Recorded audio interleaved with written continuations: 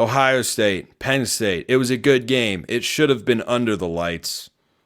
It should have. Can we all just agree on that before we disagree with what I'm about to say? Which is, I don't have a significant fan mood assessment to give to either of these teams because the game played out exactly how I thought it would.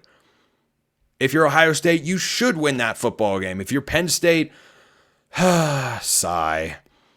James Franklin, oh boy. There was the Joker, Batman, unstoppable force, immovable object narrative going into this particular game. And guess what? It was Ohio State that came out on top, looked about how I thought it would. There were turnovers at the goal line. There was a goal line stand. And then there was Ohio State executing key situations, and boom, they win the football game.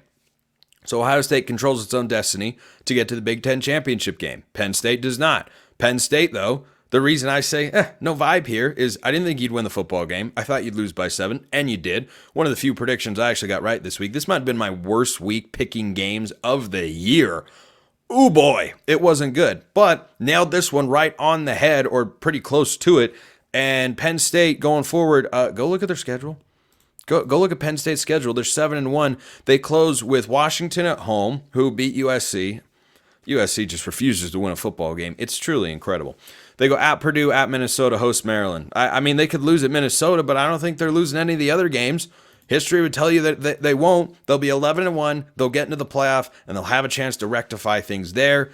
But I think this game showed once again that James Franklin does not have his program at the same level as Ryan Day and Ohio State. The Buckeyes were this close to taking a 2-possession lead. Will Howard fumbles the ball through the end zone. That's a much more fluky play than Drew Aller looking like a deer in the headlights and throwing a pick in the end zone, because the back and forth with the Penn State quarterbacks, I think, is partially because, well, is Drew Aller 100%? And also, do we 100% trust Drew Aller? I don't know that the answer is yes there. So I don't think that either of these fans should be too high or too low. I think they should stay the same and be like, well, this is kind of what happens at this point until James Franklin can prove otherwise. And, you know, if you pick against Ohio State in that particular spot against Penn State, I'd say, well, What history has James Franklin shown you that he can beat those teams? I don't think James Franklin is a bad coach. I think he's a good one. Shout out Vanderbilt, by the way. James Franklin was a coach there once upon a time. I am wondering what sort of legend status Diego Pavia can get to. He's beaten Hugh Freeze 3 years in a row. Freeze was at 2 different schools. Pavia, 2 different schools.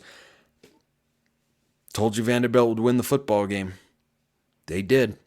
They went into Jordan-Hare. It's not a fun time. It's not a fun time. Might talk about Auburn again in the third segment. But so Ohio State was not actually a huge winner in my view this week. You know who was? SMU. SMU. Yeah, talked about Miami earlier, and they're the favorites in the ACC. They were viewed as maybe by some people out there as they're number 2 to Clemson. Clemson's playing better. Oopsie daisies. Louisville 33, Clemson 21. Oh, it was the Clemson that everyone thought had gone by the wayside. Clemson had been steamrolling. Allow me to read you their point totals from recent games going into this matchup. At home, off a bye against Louisville. 66, 59, 40, 29, 49, 48. And then that Louisville defense said, yeah, we're done with that. We're not this new Clemson, not crazy about this new Clemson. So here's an ACC loss, and perhaps no bigger individual winner. Yeah, SMU an outright winner this week because they rolled Pitt. This was one of many predictions that I just whiffed on this week. SMU was up 31-3 at the half. Wasn't close. It wasn't close. Kevin Jennings over 300 yards, a couple touchdowns. SMU's offense is rolling. Their defense is playing pretty darn well. It's an underrated unit. And SMU, get this, first year in the ACC, SMU controls their own destiny to meet Miami in the ACC championship game. How about that? Who are their final 3 games? Oh, I'm so glad you asked. Because SMU has 2 of their final 3 at home, and they go Boston College, at Virginia, and host Cal. Which of those games are you picking SMU to lose? I'm not picking them to lose any. They could wind up 11-1 with their lone loss to undefeated BYU, who I think are a lean winning fan base after this week because, there was a bunch of teams that lost in the Big 12, and BYU wasn't one of them because they had the bye. So BYU wins the bye week in the Big 12. The all-important win the bye week in the Big 12. I mean, what a performance from SMU right there. I want to give them their flowers because they absolutely deserve it. I did not trust them. I thought chaos ball with Pitt would continue. Turns out that ran out of steam. Now, people think that's going to happen to BYU eventually. Will it? Well, hey, you tell me. I am not the perennial BYU expert here on this particular show, but I tell you what, the Big 12 is wild. Dave Aranda's saving his job. Arizona might be the worst team in the league. Kansas State lost to Houston. This Willie Fritz guy can coach. I didn't think he'd be able to win this many games in a crowded Big 12 this year. Well, here he is. Just beat number 17 Kansas State. First ranked win for Houston in several years. Yeah, this is that landmark victory that you look back and say, that's a turning point. That's a selling point to recruits on the trail. And you know who else is an outright winner this week? I mean, this is a little more under the radar, but Arizona State, while we're on the subject of the Big 12, gets bowl eligible with a 42-21 drubbing of Oklahoma State. I said earlier this week, I picked the Cowboys because, well, they're at home. They're not going to go 0-9 in conference play. Yep, they could. They could go 0-9 in conference play. They've got TCU, Texas Tech, and Colorado. 2 of those 3 games are on the road. Left, they could go 0-9 in Big 12 play. Tough times there in Stillwater. But tougher times still sort of in Manhattan where Kansas State, that's an outright lose there for the Kansas State fans. I go lean lose, though, for Iowa State. Crushing defeat. Texas Tech, very streaky. They have Colorado next week in what is going to be the biggest game of Deion Sanders' tenure.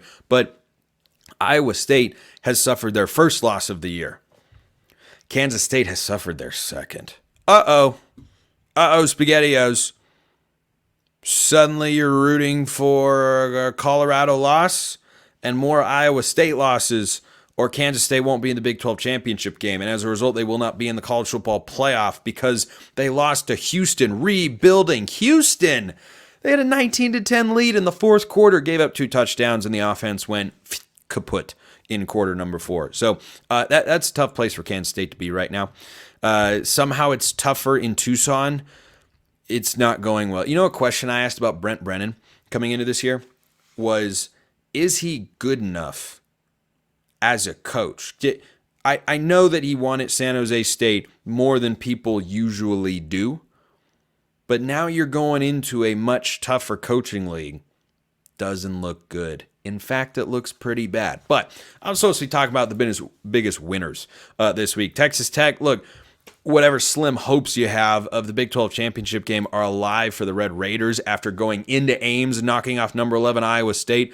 They're going to be thinking about that TCU game.